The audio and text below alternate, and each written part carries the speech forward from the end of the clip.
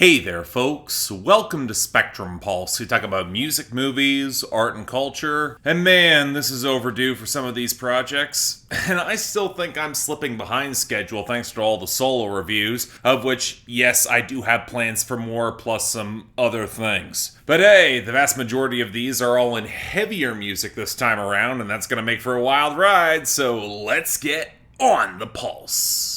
So before we go any further, if you'd like to like and subscribe, I would be extremely grateful. Again, with these sort of episodes that are compilations, kind of hit and miss if they get picked up. Let's hope this hits. But we got 6 projects on the docket. Let's first go back and talk about, from Soul Glo, Diaspora Problems.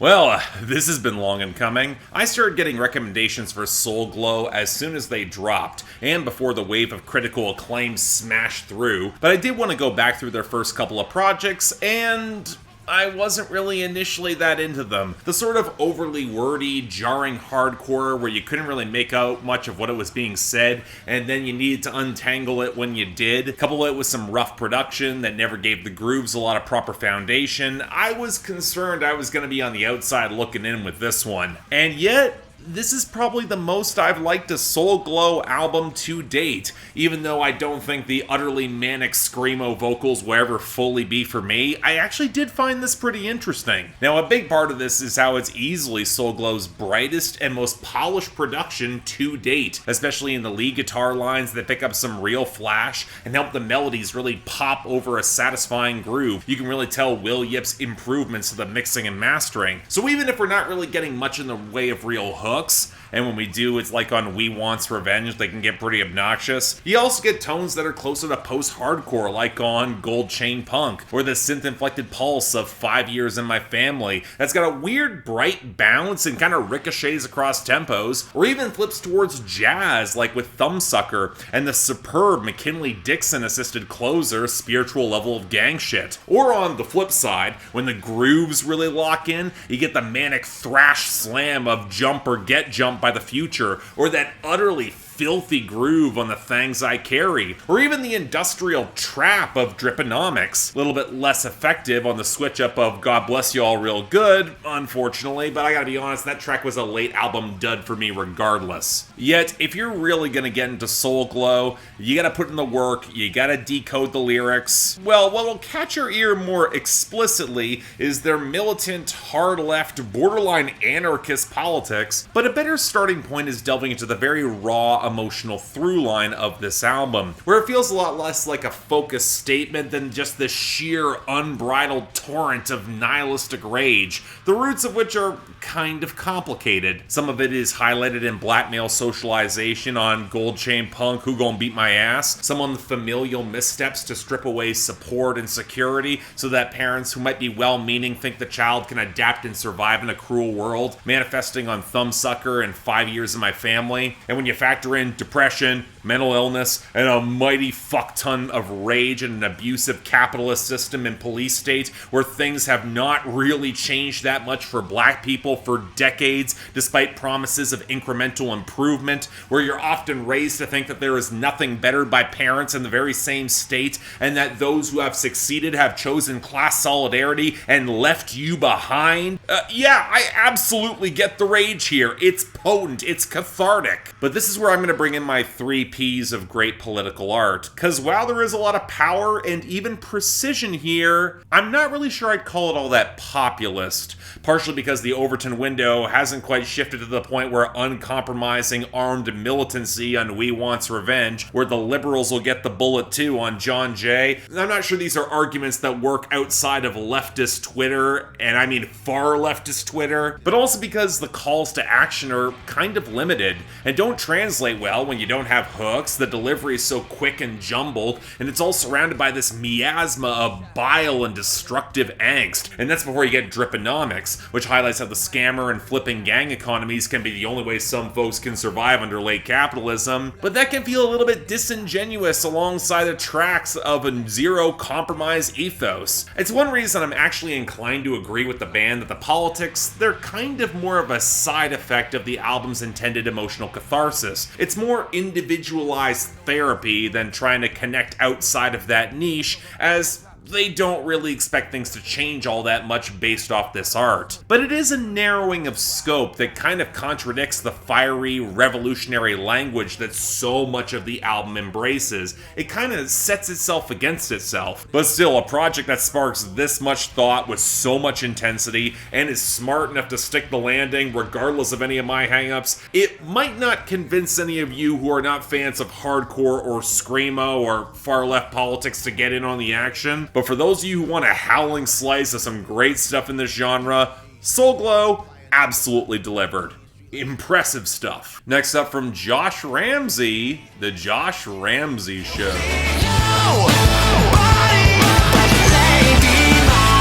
You know, for as much as I'm a fan of Marianas Trench and its mastermind Josh Ramsay, I did have my doubts about his solo debut project here. Not that he wouldn't be a good producer or singer or songwriter, but given his unique stylism and just how many guest stars he was including, I was concerned whether this would wind up sounding like a Brendan Urie solo project, latter stage Panic at the Disco, that you would lose some of what the band themselves bring to the table. And, well, the tricky thing with describing an album like this is that it feels more like a portfolio than a cohesive album. Outside of Marianas Trench, Josh Ramsay has written and produced for a lot of other Canadian acts. A bit of a jack of all trades who is confident that he can write and deliver in any genre. And wow, this album wants you to know that, for how it careens across theatrical pop that leans kind of closer to show tunes, Marianas Trench-esque pop rock, soul, EDM, and even country, at every point letting Josh Ramsay showcase his insane pipes across melodically rich compositions that will nearly always go for broke whenever they can, and occasionally wind up feeling a little compressed in spots or lacking texture, which can kind of happen when you're a one-man operation like he is. I mean, look at fellow Canadian Devin Townsend. But can also have some of the attempts at more soul feel a little lacking in organic potency. The problem is that whenever Josh Ramsay does this as Marianas Trench, it's in the service of a grand conceptual narrative or an arc that this album doesn't really have, beyond some heartfelt moments trying to process and mourning the loss of his parents. So it acts more like the overstuffed collection of greatest almost hits, separated out by a few orchestral pieces to ease the transitions, and really good orchestral pieces at that. And yet whenever Josh Ramsay brings on a guest star, you can tell he's writing for them rather than having them step into his sound, which might keep them in their comfort zone, but has me wondering if he could have gotten a little more out of them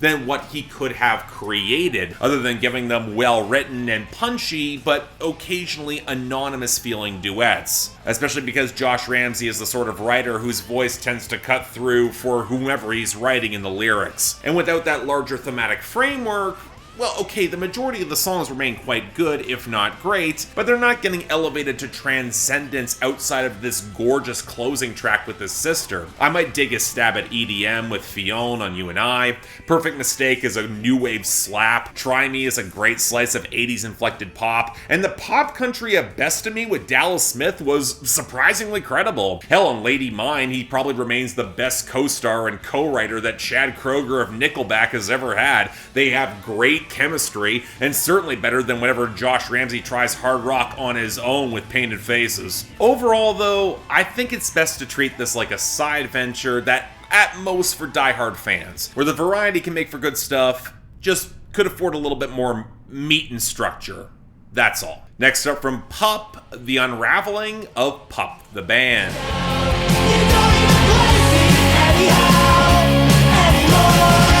So there was a lot that had me concerned about this. The production of the lead-off singles, for one, had me thinking that this band was steering into the armed territory. But for as meta as PUP has gotten in the past in passing, I'm not sure it's always going to be the best fit, or that would pay them the dividends that they were expecting, and thus, okay, you know what, it's not as bad like the armed for a project like Ultra Pop, but it's hard to ignore how in the increasingly blown-out guitar feedback saturates everything alongside some shrill or blaring keyboards that don't exactly help the drums pick up much way of impact beyond clipping the mix, not counting the drum machines and the pop touches that don't remotely fit on a PUP album, leaving any bass line just gasping for presence, and the crowd vocals just trying to shout on through. It leads to a lot of songs with really promising melodic leads, unable to sound as effective as they really could in this sweaty, overstuffed mix without the dynamics to really make the explosiveness hit as effectively. And yes, that is part of the point when it comes with a very self-destructive project overflowing with excess, where everyone is aware that it's falling apart, but it's also a conscious step away from their strongest assets in order to make that point that they proved on Morbid Stuff, with any additional polish feeling like plugging every orifice with glitter and pink slime, or in the case of Habits, being the chiptune-infused headache that caused me to shut off the album nearly every time I heard it. And yet that's kind of a shame, because whenever Stephen Babcock's righteous holler does cut through, and you can actually make out the lyrics, there are some moments that capture the sort of flailing catharsis that only a band like PUP can. The ode to his old creaking guitar on Matilda that sounds like shit but you love it anyway. The never-ending road burnout of Relentless that it's a little bit more of a lonely confined space on Cutting Off the Corners. And I do appreciate the observation that art that continues to hit the same notes of angst and self-destruction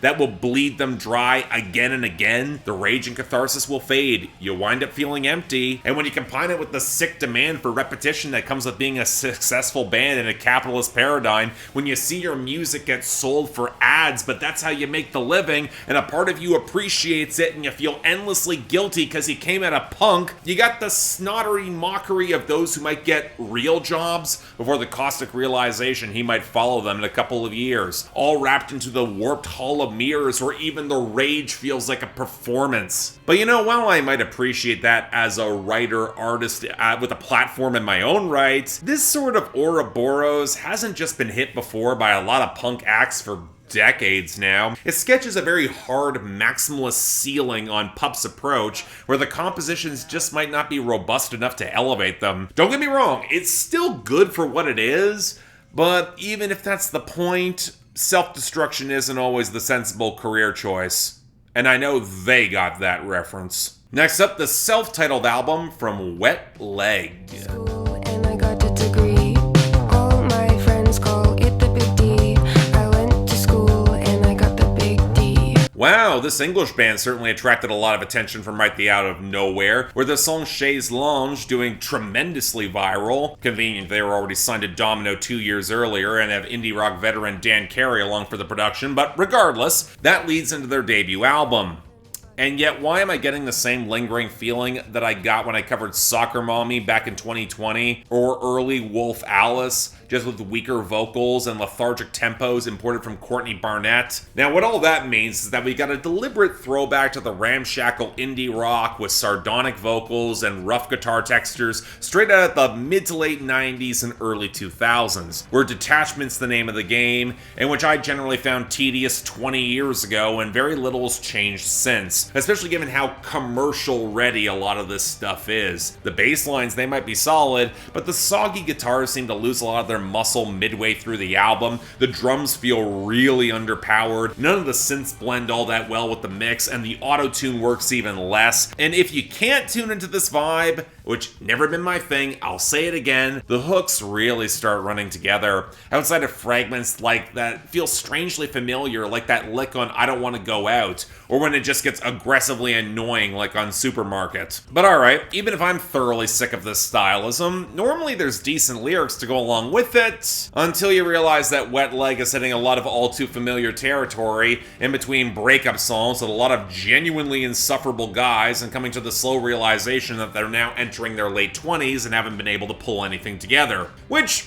okay, fine. Illuminati Hotties hit the latter theme more effectively and with better hooks on their album last year, and I didn't really care for that. But where I think the comparison actually runs a little deeper is that even though they're scrabbling to get by, Illuminati Hotties at least sounded like they were finding some scraps of enjoyment along the way. Meanwhile, Wet Leg seems stuck at a lot of shitty parties with shitty boyfriends, and while the detached middle finger at it all is on some level of a survival mechanism, lyricism, especially when your feelings keep tugging you back in. I mean, it's not like Gen X didn't trace this exact same arc in the 90s and early 2000s, and frankly, Liz Phair did it better than all of them. You would normally expect some sort of insight or catharsis, whereas all Wet Leg can really muster is a wallow with a single scream on Your Mum. It's why Chaise Lounge is the best song here, because at least it's kind of absurd and quirky in its irreverent kiss-off, whereas Oh No is a stock anti-social media song that adds nothing. It's one of the worst songs here. But overall, I guess I get why this will work for a certain audience of Gen Z kids and Gen X parents who have some nostalgia for the sound, but for me it's not remotely catchy, interesting, nor remotely original. Mediocre at best. Skip it. Next up from Jack White, Fear of the Dawn.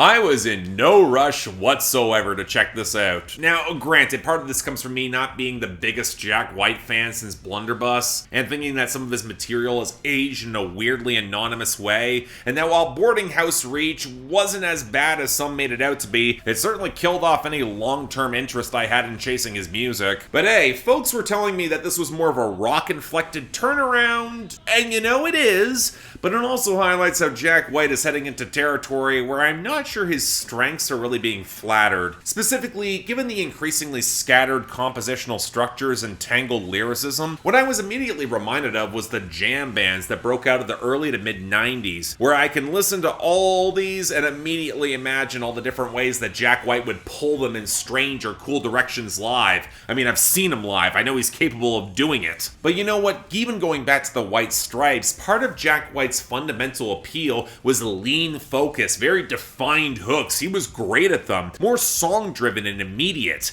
And given the increasingly buzzed-out squeals of guitar that unfortunately seem to be taking a cue from the blockier sides of hard rock production, where the fuzz and distortion is mistaken for true muscle or any sort of melodic tune, you find yourself wondering just how much your patience is really going to stick if the songs lack more focus, especially when the groove sections, mostly in the drums occasionally shoved back, lack any sort of impressive progressive flourish or feel so staccato. That is, except in a couple songs like Essophobia and its reprise, where he's bringing in a series of fluttery guitar passages that sound imported from the weirder side of bluesier hard rock from like the late 70s, early 80s. And not gonna lie, I kind of wound up enjoying them, if only because the melodic grooves actually connected. Of course, that's not gonna stop Jack White from smashing in overly bright synth passages that match with nothing, African chants, awkward vocal samples, and a rap verse from Q-Tip. It's at least better than when Jack White tries to rap himself on What's the Trick, or anything from Boarding House Reach. And you know what, if I felt like any of it blended or connected with a larger idea, rather than Jack White throwing everything at the wall to see what sticks, that would be one thing. And you know, if you look at the lyrics, well, okay, even at his best, let's be real, Jack White's never been a good lyricist, and here it's not really an exception, where amidst all the expected sneering swagger, you get vague allusions to creative sparks and love that might be found in the night, that might seem to fizzle upon exposure to dawn, the light, truth, where you can tell Jack White is trying to find some revelry in a Dionysian worldview, and yet grapple with how being a figure of artistic nostalgia pushes him into that ephemeral midnight territory, but ultimately realizing to find a genuine love connection, there needs to be balance. He needs to get over his fear of the dawn, control that balance to illuminate in day and in night. But I'm kind of stretching with this. More often than not, it comes across like abstract, disjointed quirk for novelty's sake with tenuous free association that Beck was frankly doing better over 20 years ago, especially in comparison with songs near the end like Morning, Noon, and Night and Shedding My Velvet that could have been pulled straight off of Blunderbuss or Lazaretto, except with some of that flashier guitar work. I mean, call them more straightforward, but they're at least something Jack White actually knows how to execute effectively, and they frankly give the album a way better closer than it deserves. But you know, the more I think about this, there is a strange thematic core to Fear of the Dawn that mostly holds together, even despite all the careening experimentation, which at least puts it above Boarding House Reach for me. And with a little bit more immediacy and focus and a couple of the better compositions, there are just enough good moments for a hesitant recommendation. It's not an experiment that's going to work for everyone, but there's enough weird purpose that I can hear how it can work.